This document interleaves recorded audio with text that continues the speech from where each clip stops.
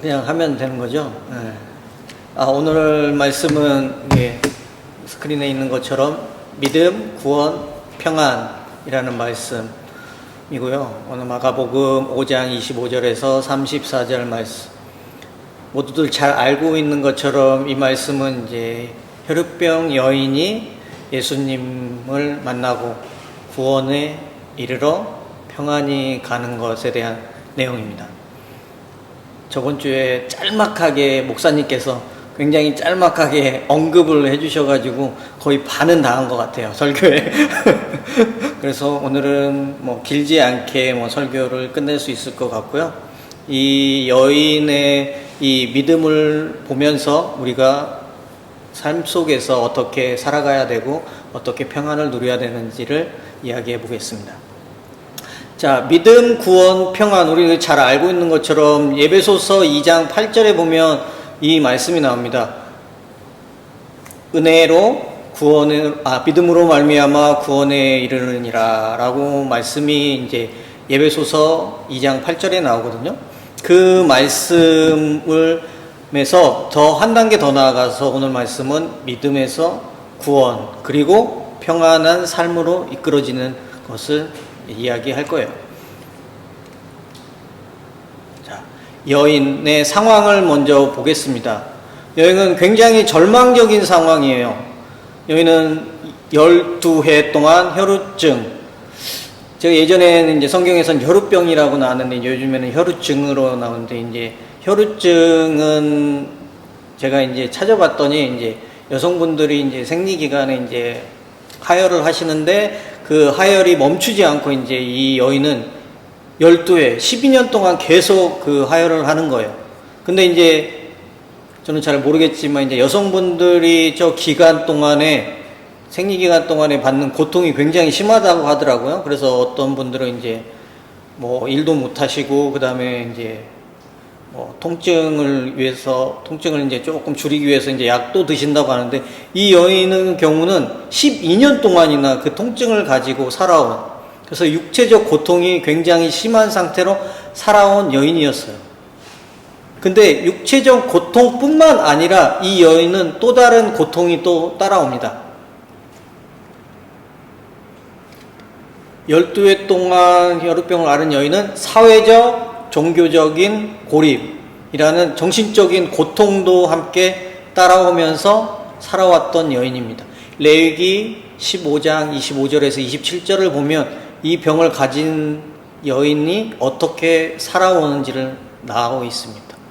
여인의 피의 유출이 그 불결기 외에 있어서 여러 날이 간다든지 그 유출이 불결기에 지나든지 하면 그 부정을 유출하는 날 동안은 무릇 그 불결기 한 때와 같이 부정한 즉 무릇 그 유출이 있는 날 동안에 그의 눕는 침상은 그에게 불결한 때와 침상과 같고 무릇 그의 앉은 자리도 부정함이 불결의 부정과 같으니 이런 것을 만지는 자는 무릇 부정한 즉 옷을 빨고 물을 씻을 것이며 저녁까지 부정할 것이며.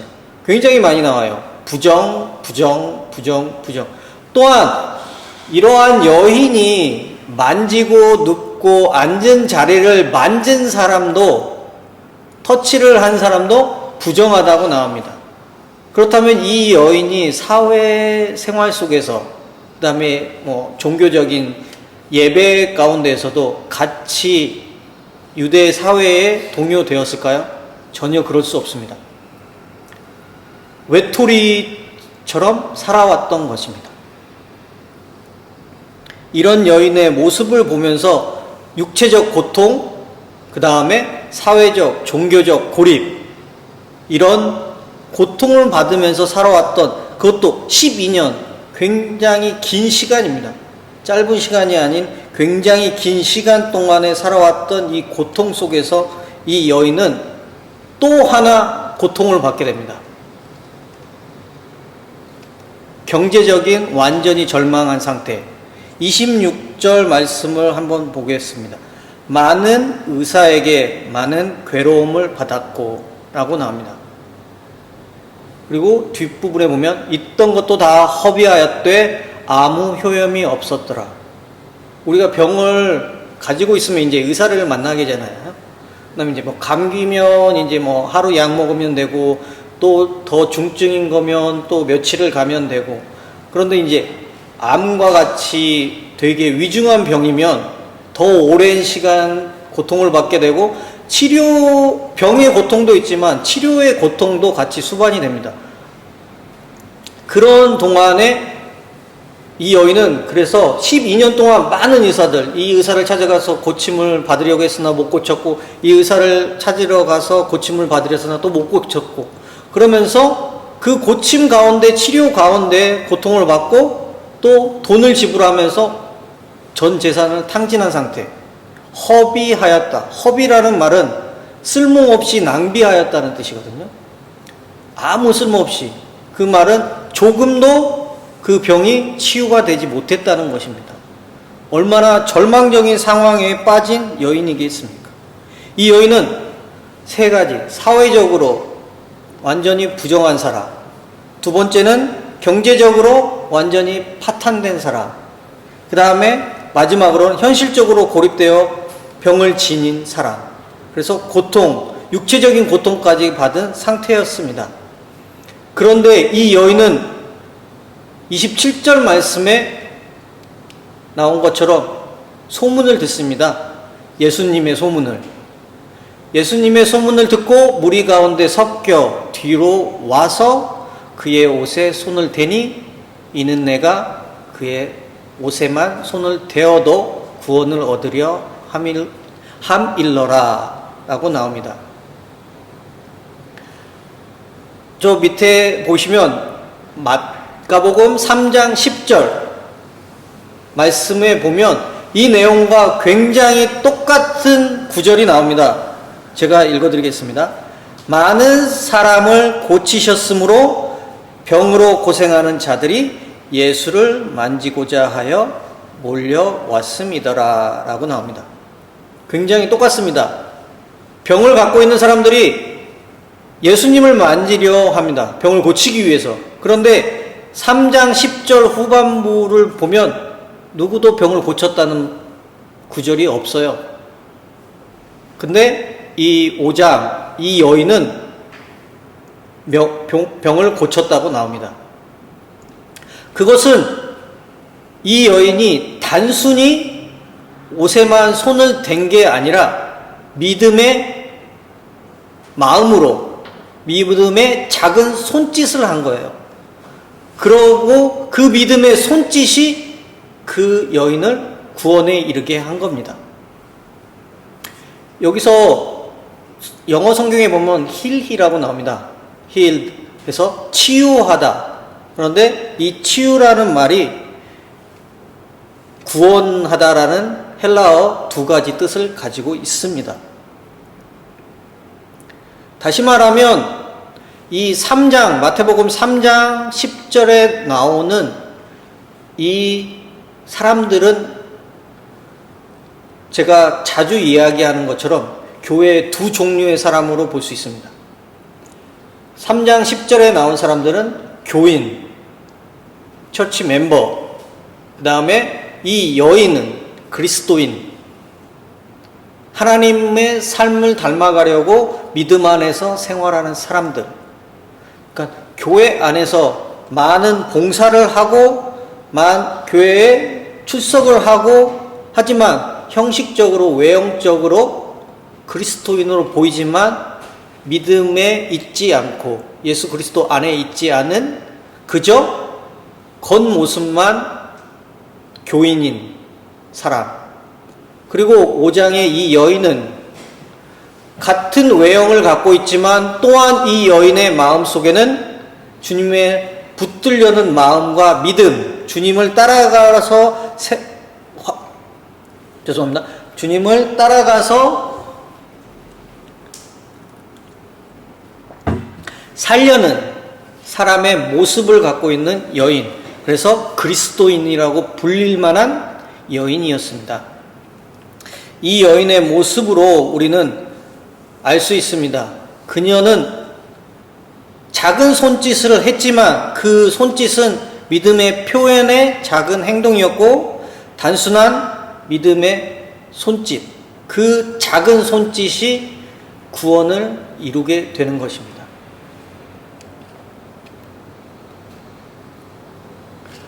율법의 경계를 넘어선 용기 있는 그녀의 행동, 부정한 여인이었습니다. 그 군중 속에 들어가려면 군중과 부딪히게 됩니다. 그 군중과 부딪히게 되면 그 여인을 알아본 군중들은 어떤 행동을 했을까요? 지난주에 목사님이 말씀하신 것처럼 돌에 맞아 죽을 수도 있습니다. 그 여인은. 네? 그렇지만 그 죽음까지도 그 여인은 무릅쓰고 내가 죽으리라. 그러나 그 믿음을 가지고 예수 그리스도께 다가갔고 예수 그리스도의 옷자락에 만진 것입니다. 믿음의 손길로. 그 손길이 구원에 이른 것입니다. 로마서 2장 28절에서 29절. 표면적 유대인이 아니요 표면적 육신의 할례가 아니니라. 오직 이면적 유대인이며 할례는 마음에 할지니 신령에 있고 의문에 있지 아니한 것이라. 저기 오타가 나왔네요. 할례인데 하례라고 난 네, 할례입니다. 이것처럼 표면적 유대인이 아니라 마음에 할례 받은 자가 참 유대인, 그녀의 모습입니다. 그녀의 믿음은 외적인 행동이 아니라 믿음의 할례, 믿음의 행동이었습니다. 이러한 놀라운 일들이 12회, 죄송합니다.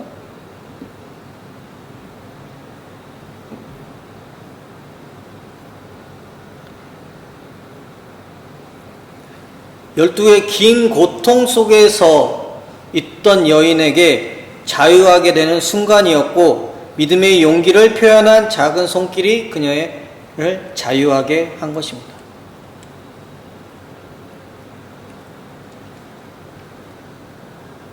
예수님의 구원은 단순한 육체적인 치유가 아닌 영혼의 회복입니다.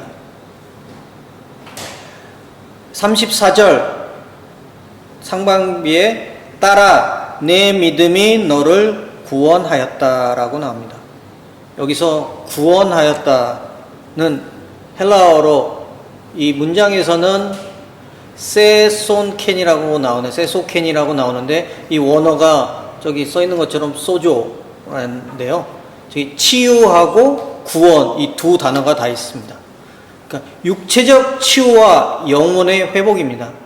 단순하게 육체적으로 자유하게 된 것이 아닌 하나님의 관계의 회복을 의미하는 것입니다. 또한 따라라고 호칭하고 있습니다. 여인아, 너의 믿음이 너를 구하였다라고 하는 게 아니라 따라라고 말하고 있습니다. 이 말은 단순하게 그냥 벗어난 것이 아닌 하나님의 자녀로 귀속되었다. 하나님의 자녀가 되었다. 자격의 회복. 혈우증으로 사회적으로 부정되어 사회에서 외면당한 상태였지만 이제 몸도 치유가 되고 영혼도 치유가 되어 새롭게 태어난, 육도 새롭게 태어나고 영도 새롭게 태어난 하나님의 귀속된 가족으로의 회복입니다.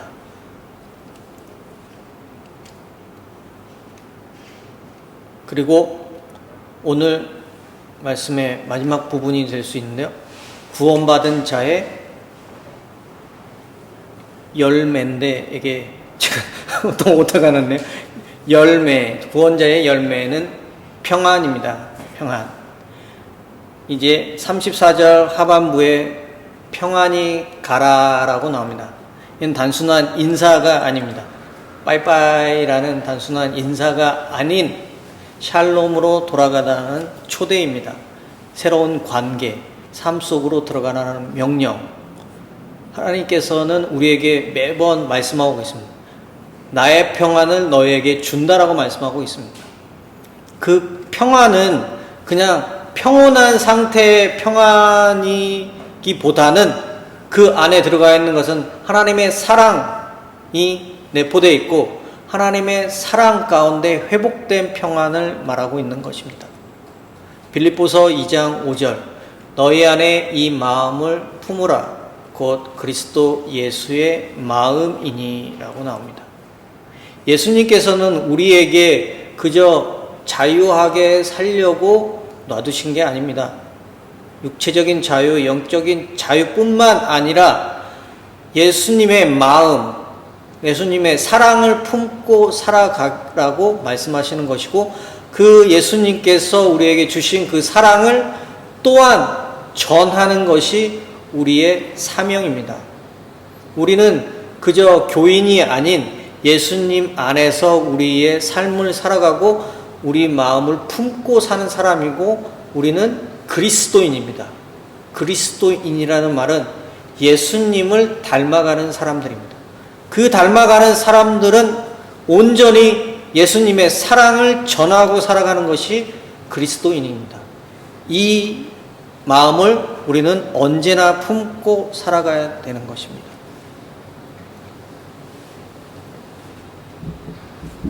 적용입니다. 오늘 좀 빨리 끝났죠? 15분에 보통 설교를 15분 하는데 나 거의 15분이 돼가는데 오늘 적용은 믿음은 작은 행동이 중요합니다.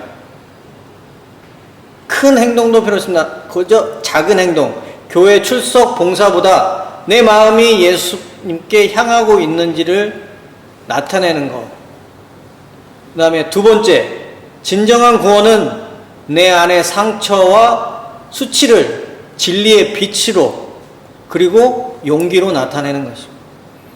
그리고 세 번째는 구원받는 자는 평안한 사람으로서 살아가요. 두려움 없이 사랑을 전하며 살아가는 것.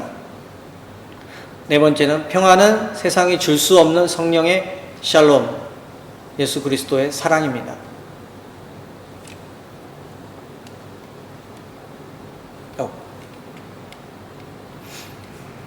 결론은 믿음은 옷자락을 만지는 작은 행동, 구원은 치유, 자유, 육체적인 치유, 자유, 그리고 우리의 영혼을 회복하는 치유, 자유, 그리고 마지막은 평안은 사랑의 마음입니다.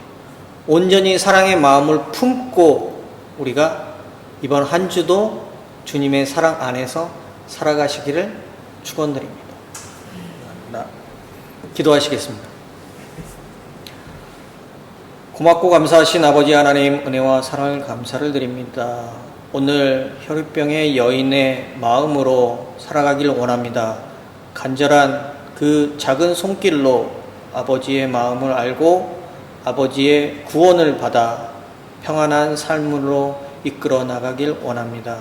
아버지 하나님이시여 평안한 삶 그 자체로 만족하는 것이 아니라 주님께서 저희에게 베푸신 그 사랑의 마음을 전하며 살아갈 수 있도록 주여 인도하여 주시옵소서. 저희의 작은 손길을 주님 보아주시고 저희를 구원의 삶 속에서 평안한 길로 인도하여 주시옵시며 저희들 흔들리지 않고 온전히 세상 속에서 승리하며 살아갈 수 있도록 주여 돌보아 주시옵소서. 모든 걸 주님께 내어 맡깁니다. 주님께서 인도하여 주시고 이끌어 주시옵소서. 주 예수 그리스도의 이름으로 간절히 기도드렸사옵나이다.